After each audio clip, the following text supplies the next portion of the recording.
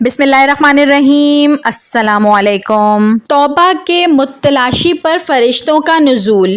तौबा करने वाला शख्स अल्लाह को बेहद पसंद है और ताइब शख्स को देखकर अल्लाह ताला खुश होता है। ऐसे शख्स की साबका बुराइयां भी नेकियों में तब्दील कर दी जाती हैं। तौबा करने वालों में से एक खुशबख्त शख्स का तस्करा किया जा रहा है जिसने 3, 4 या 15-20 आदमियों को कत्ल नहीं किया था, बल्कि ये शख्स 100 इंसानों का कातिल था। तो अल्लाह रब्बुल इज्जत ने उसके दिल में अपना डर डाल दिया और ये शख्स तौबा के लिए तैयार हो गया। तौबा का ये मुतलाशी शख्स घर से निकला तो उस पर मौत वारिद हो गई। तो उस सादतमंद के लिए फरिश्ते उतर आए। उस खुश नसीब का तस्करा सालिहीन में मौजूद है। सैयदना अबू सईद खदरी रज़ी अल्लाह ताला अन्हो बयान करते हैं कि नबी करीम सल्लल्लाहु अलैहि वसल्लम ने इरशाद फरमाया, इससे पहले जमाने में एक आदमी था जिसने 99 कत्ल किए थे। उसने रोए जमीन के सबसे बड़े आलिम के बारे में दरियाफ्त किया तो उसे एक राहिब का पता बताया गया। वो राहिब के पास हाजिर हुआ और कहा, मैंने 99 कत्ल किए हैं, क्या मेरी तौबा कबूल हो सकती है? राहिब ने कहा नहीं। उस पर उसने राहिब को भी कत्ल करके 100 का अदद पूरा कर दिया।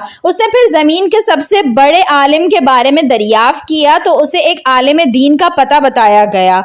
उसने आलिम दीन से कहा, मैंने 100 आदमी कत्ल किए हैं, क्या मेरी तौबा कबूल होने की कोई सूरत है? आलिम दीन ने कहा, हाँ भला तौबा के और उसके दरमियान कोई हाइल हो सकता है। फला इलाके में चले जाओ, वहाँ कुछ लोग अल्लाह ताला की इबादत करते हैं, तुम भी उनके साथ मिलकर अल्लाह ताला की इबादत करो और अपनी इस जमीन की तरफ वापस मत आना, ये बुराई की जमीन है। वो आदमी वहां से चल पड़ा। जब ठीक रास्ते के दरमियान में पहुंचा तो उसकी मौत का वक्त आ गया। उसके बारे में रहमत के फरिश्ते और अजाब के फरिश्ते आपस में झगड़ पड़े। रहमत के फरिश्तों ने कहा, ये अल्लाह ताला की तरफ सच्चे दिल से तौबा करके आ रहा था। अजाब के फरिश्तों ने कहा, इसने कतन कोई नेक काम नहीं किया। अब एक फरिश्ता आदमी की सूरत में उनके पास आया।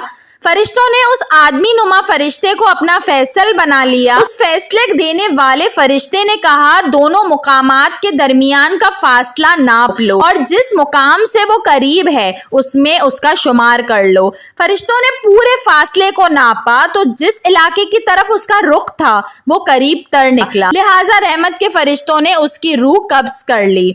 एक दूसरी रिवायत में है कि वो आदमी नेक लोगों की बस्ती के सिर्फ एक बालिश ज्यादा करीब था, चुनाचा उसे नेक लोगों में शुमार किया गया। अल्लाह ताला ने बुरे इलाके की जमीन को हुक्म दिया कि दूर हो जा, यानी लंबी हो जा, और नेक इलाके की जमीन को हुक्म दिया कि तू करीब तर हो जा, और फरिश्तों को हुक्म दिया कि इन दोनों इलाकों का रकबा नाप लो। चुनाचा ये शख्स इस नेक इलाके की तरफ एक बालिश करीब पाया गया तो उसकी बख्शिश हो गई। कौन है जो बंदे और तौबा के दरमियान हाइल हो सकता है? अल्लाह ताला हमें तौबा का सच्चा तलबगार बनाए ताकि फरिश्तों की मुआवनत हासिल हो सके और उनके नुज़ूल की सआदत को हम पा सकें।